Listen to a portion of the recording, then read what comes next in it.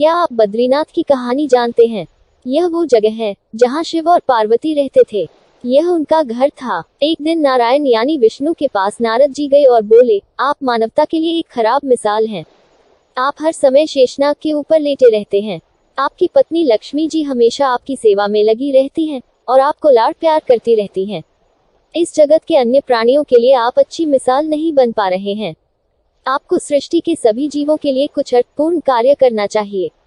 भगवान विष्णु जी ने नारद से कहा, मैं तो जगत का पालनहार हूँ, इसीलिए मुझे इस जगत में होने वाले सभी जीवों क्रियाकलापों के बारे में सब कुछ ज्ञात होता है। लेकिन आपके इस आलोचना से बचने के लिए और साथ ही अपने उत्थान के लिए मैं विष्णु तप और साधना करने के लिए उचित स्थान की तलाश में नीचे हिमालय तक जाऊंगा।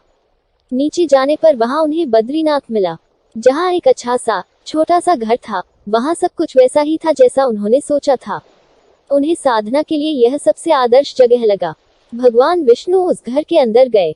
अंदर घुसते ही उन्हें पता चल गया कि यह तो देवों के देव महादेव का निवास स्थान है। लेकिन वो तो बहुत गुस्सेल हैं। अगर उन्हें गुस्सा आ गया तो वो शिव तांडव भी कर सकते हैं। ऐसे में नारायण ने खुद को एक छोटे से बच्चे के रूप में बदल लिया और घर के सामने बैठ गए। उस वक्त शिव और पार्वती बाहर कहीं गए थे। जब वे घर वापस लौटे तो उन्होंने देखा कि एक छोटा सा बच्चा जोर जोर से रो रहा है। माता पार्वती को दया आ गई। उन्होंने बच्चे को उठाने की कोशिश की तो महादेव ने माता पार्वती को रोकते हुए कहा, इस बच्चे को मत छूना। माता पार्वती ने कहा, कितने क्रूर हैं आप, कैसी नासमझी की बात कर रहे हैं। मैं तो इस बच्चे को उठाने जा रही हूँ, देखिए तो कैसे रो रहा है। शिव बोले, जो तुम देख रही हो उस पर भरोसा मत करो। मैं कह रहा हूँ ना, इस बच्चे को मत उठाओ।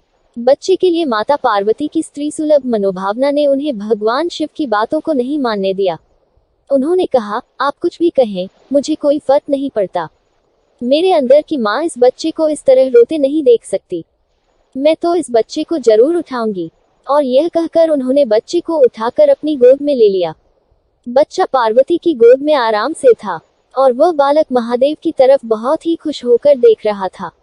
शिव इसका नतीजा जानते थे, लेकिन करे तो क्या करें, इसलिए उन्होंने कहा, ठीक है, चलो देखते हैं आगे क्या होता है।